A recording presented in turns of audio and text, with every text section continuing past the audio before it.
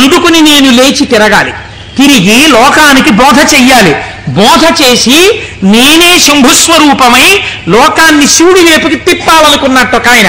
ఎవరైన దక్షిణామూర్తి మౌనాన్ని విడిచిపెట్టేట. విడిచిపెట్టి మహానుభావుడు ఎలా నడిచి వెళ్ళాడు అన్నారు. అజ్ఞానాంతర్గహన పతితానాత్మ విద్యోపదేశై త్రాతుం లోకాన్ భవదవ శిఖాతాపపాపచ్యమానాన్ ముక్త్వా మౌనం వటవిటపినో మూలతో నిష్పతంతి శంభోర్మూర్తిశ్చరతి భువనే శంకరాచార్య రూపా.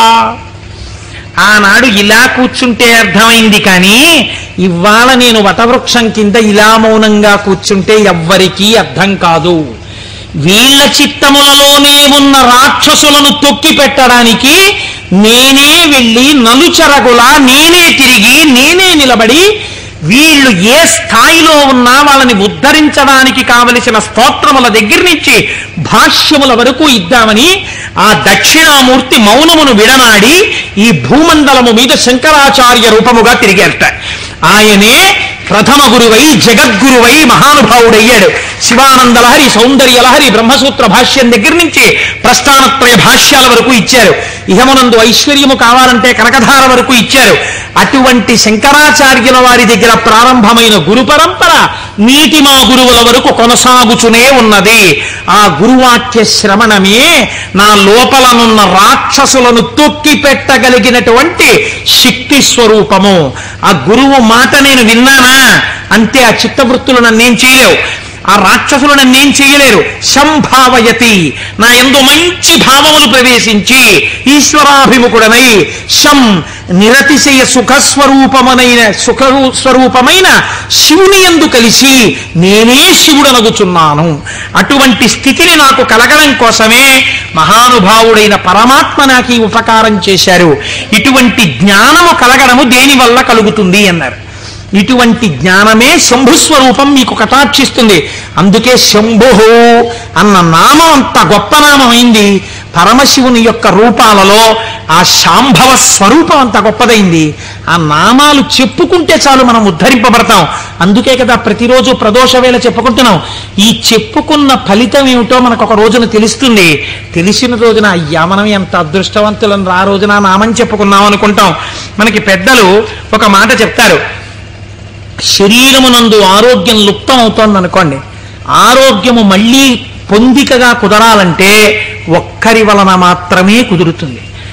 సూర్యోపాసన చెయ్యాలి, ఆదిత్య హృదయం చదువుకోవాలి. ఆరోగ్యం భాస్కరాదిచ్చేత్, శరీర ఆరోగ్యము మనస్సు ప్రశాంతముగా ఉండుట సూర్య భగవానుని యొక్క అనుగ్రహము వలన కలుగుతుంది. శ్రియమిచ్చేత్ హుతాశనం. ఇవాళే పొద్దున నేను ఒక ఉపనయనానికి వెళ్ళాను. ఆ ఉపనయనానికి వెళ్ళినప్పుడు మా దొరగారితో, చూసారా దొరగారు అగ్నిహోత్రాన్ని ఎలా ప్రార్థన చేస్తారో అని మా దొరగారికి చెప్తూ అక్కడ కూర్చున్నాను. ఆ అగ్నిహోత్రం చేసినప్పుడు అగ్ని కార్యం చేస్తూ ఆ అగ్నిహోత్రాన్ని అడుగుతారు, నాకు ఇవన్నీ, ఈ వీర్యము, ఈ పరాక్రమము, ఈ ఐశ్వర్యము, ఈ ధనము, ఈ సంపత్తి, ఇవన్నీ కూడా నాకు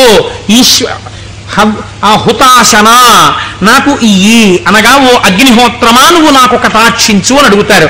అందుకే అగ్ని కార్యం చెయ్యడానికి సమర్థత కలిగిన వాడైతే తానే అగ్ని కార్యం చేస్తాడు. నాకు లేదు అగ్ని కార్యం చెయ్యగలిగిన సమర్థత, ఏం చెయ్యాలి అన్నారు. ఇప్పుడు మీకు నేను ఒక ఉదాహరణ చెప్తా. రేపు ఫిబ్రవరి 11వ తారీఖున సుబ్రహ్మణ్యేశ్వర స్వామి వారి యొక్క హోమం జరుగుతుంది ఇక్కడ. ఆ హోమం జరిగినప్పుడు మీరు చెయ్యగలరా సుబ్రహ్మణ్య హోమం? ఆచంద్ర తారార్కం వంశం నిలబడాలి. ఎక్కడో ఒక చోట వంశం ఆగిపోయే ప్రమాదం రావచ్చు. కానీ ఒక్కసారి ఎవడు సుబ్రహ్మణ్యుడి కావిడి భుజం మీద పెట్టుకున్నాడో, సుబ్రహ్మణ్యుడికి హోమం చేశాడో వాడి వంశం ఆగదు. అటువంటి ప్రతిబంధకం ఉంటే తొలగిపోతుంది. ఇప్పుడు మీకు రాదా హోమం చేయడం, మరి మీరేం చెయ్యాలి అంటే కలియుగమునందు పురుషార్థముని వెచ్చించు. అందుకని టికెట్ పెడతారు. దాని మీద డబ్బులు సంపాదించడానికి కాదు. ఒక టికెట్ పెడితే మీ ద్రవ్యాన్ని మీరు వినియోగించాలి. అది ఓ 1000 రూపాయలు అవుతుంది అనుకోండి, మీ దగ్గర 2000 పుచ్చుకోరు. ఎందుకు పుచ్చుకోకూడదు? అలా పుచ్చుకుంటే వీళ్ళు మోసం చేసినట్టు అవుతుంది. ఎంత అవసరమో అంత పుచ్చుకుంటారు. ఇప్పుడు మీరు ఈ ద్రవ్యం ఇచ్చి బాహ్య అంతఃశౌచమును పాటిస్తారు. అంటే స్నానం చేసి విభూతి పెట్టుకుని తిలకం పెట్టుకుని, లేదా మీరు ఏ సంప్రదాయమునందుంటే అటువంటి తిలకధారణ చేసి వచ్చి కూర్చుంటారు. ఆచార్యముఖేన మీ కొరకు ఆచార్యులు చేస్తారు. ఆ పదార్థములన్నింటి మీద మీ చెయ్యేసి మీ గోత్రనామాలు చెప్పి అక్కడ హోమం చేస్తారు. ఇప్పుడు ఈ హోమం ఎవరు చేసినట్టు? మీరు చేసినట్టు మీ ఖాతాలో పడిపోతుంది ఫలితం.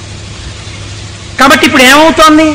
మీకు కావలసినటువంటి సుఖమునకు హేతువు కర్మ మార్గము చేత మీకు ఇప్పిస్తారు ఈశ్వరానుగ్రహంతో. ఇలా శ్రియం, అది ఏ రకమైన ఐశ్వర్యమైనా దేని వలన కలుగుతుంది? అగ్ని కార్యము వలన కలుగుతోంది. కాబట్టి శ్రియమిచ్చేత్ హుతాశనం, అగ్నిహోత్రము వలన మీకు ఐశ్వర్యము కలుగుచున్నది. ఈశ్వరాత్ జ్ఞానమన్విచ్చేత్ జ్ఞానదాత మహేశ్వర, ఈశ్వరుని యొక్క అనుగ్రహము వలన మాత్రమే జ్ఞానము కలుగుతుంది. ఆ జ్ఞానం ఇచ్చేవాడికే మహేశ్వరుడని పేరు. ఈ మహేశ్వరుడు ఎందుకు ఇస్తాడు? శంభునామాన్ని మీరు గట్టిగా పట్టుకుని ఆ నామాలతో పిలిస్తే, ఏవం శ్రీ శంభుదేవస్య, శంభుదేవుని నామాలు ప్రదోషంలో పిలుస్తున్నారు అనుకోండి, మీరు పేరు పెట్టి పిలవగా పిలవగా పిలవగా పిలవగా ఏమవ్వాలి? ఆయన పలకాలి. పలికితే ఏమనాలి? మీ వంక చూసి ఏవం శ్రీ శంభుదేవస్య నామ్నామస్తోత్తరం శతం అంటున్నారు మీరు. 108 నామాలతో నిన్ను పిలిచాను. ఆయనకు ఓసారి చూసి, ఆ సరే పిలిచావు, నేను శంభుదేవుణ్ణి కాబట్టి ఏం చెయ్యాలి? నీ భావాలు మార్చి నిన్ను ఈశ్వరుడి వైపుకి తిప్పాలి. నీకు సత్ప్రవర్తన కల్పించాలి. నిన్ను చక్కటి వాడిగా రూపుదిద్దేటట్టుగా చెయ్యాలి. నన్ను నువ్వు పిలిచినందుకు నేను నీకు చెయ్యగలిగింది అదే. కాబట్టి ఇప్పుడు ఆయన మీకేం చేస్తాడు? ఇదే చేస్తాడు. మీరు ఆయన విసుక్కున్నా సరేనండి, లోకంలో ఒక నానుడు ఉంది, మీరు చూడండి. అమ్మా అమ్మా అమ్మా అన్నారు అనుకోండి, అమ్మ అంటున్నాడు, ఏదో పోపు వేయించుకుంటూ ఉంటుంది, అంటుంది. అమ్మా అమ్మా, బా ఏమిటమ్మా అమ్మా అమ్మా చెప్పు ఏమిటో. అమ్మ నిన్ననే కాలేజీకి వెళ్ళానా అని మొదలు పెడతాను. నువ్వు ముందు తెవులు చెప్దు కానీ విలే, కాలేజ్ టైం అయిపోతుంది అవతల అని పోపెట్టా. అది చిన్న ముచ్చ అంటుంది పిల్ల. అంటే ఈ పోపెట్టేసి దగ్గరికి వచ్చి, రా జడేస్తాను, ఇప్పుడు చెప్పు ఏమిటి చెప్తాను అనుకున్నావు? వినకూడదనుకున్నది అనేటప్పటికీ లొంగిపోయి, ఫోన్లే పాపం వింటే మాత్రం ఏమవుతుందని జడవేయుట అనేటటువంటి ఉపచారం చేస్తూ మరీ వింది అమ్మ. ఎందుకు వింది? 4 మాటలు అమ్మ అమ్మ అమ్మ అన్నందుకు వింది. ఎలా వింది? మీకు ఉపచారం కూడా చేస్తూ వింది. అలా మీరు రోజు ప్రదోషంలో ఏవం శ్రీ శంభుదేవస్య ని శివ శివ శివ శివ అంటే ఆయన ఏం చేస్తాడు? ఓసారో 2 సార్లు అనొచ్చు, 3వ మాట ఏమంటాడు? ఓ సర్లే ఇంక నిన్ను చక్కగా తీర్చిదిద్దుతాను, సరేనా, అందరూ పొంగిపోయేటట్టుగా నీ ప్రవర్తన మారుస్తానంటాడు. ఇలా రావడానికి 10 మాటలు ఆయన విసుక్కున్నా మనం పిలవాలి. ఆయన అలా విసుక్కునేవాడు కాడు. కాబట్టి మనం రోజు చెయ్యగలిగిందేట నామం చెప్పడమే.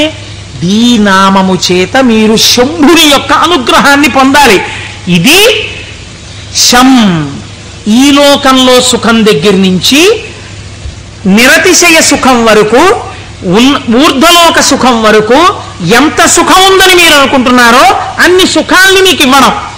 దీన్నే కామకోటి అని పిలుస్తారు. కామకోటి అంటే కంచి కామకోటి పీఠం అంటారు. కామకోటి అంటే ఇక్కడ కోరికలు ఇవ్వడంతో మొదలుపెట్టి కోరికలు లేకుండా చేయడం వరకు తీసుకెళ్ళి, ఆ తర్వాత పుణ్యం ఇచ్చి, పుణ్యము వలన ఊర్ధ్వలోక ప్రాప్తి వరకు ఇచ్చి, తర్వాత మళ్లీ తిరిగి రానవసరము లేనటువంటి పునరావృత్తి రహిత శాశ్వత శివ సాయుధ్య స్థితి అనబడేటటువంటి మోక్ష స్థితి వరకు ఇయ్యగలిగినటువంటి అంచులన్నీ ఆవిడ చేత పరిపాలింపబడుతున్నాయి. ఆవిడ అవనిక ఎత్తి ఈ కామకోటిలో నిలబెడుతుంది. ఈ కోటిలో ఏ మెట్టు మీద నువ్వు నిలబడతావో దానికి తగినట్టుగా నిన్ను నిలబెట్టడానికి ఈ నామాలు, ఆ ఈశ్వరానుగ్రహము నిన్ను రక్షిస్తున్నాయి. నీకు రుద్రపశుపతి నాయనారు వృత్తాంతం ఒక్కటి ఉదాహరణగా సరిపోలేదా? రమించిన హృదయం అటువంటి భావం ఒక్కటి కలగగానే రమించిపోయిందంతే. ప్రమాదం అంతా ఎక్కడొస్తుందో తెలుసా అండి? మీరు చూడండి, మన లోకంలో ఒక పెద్ద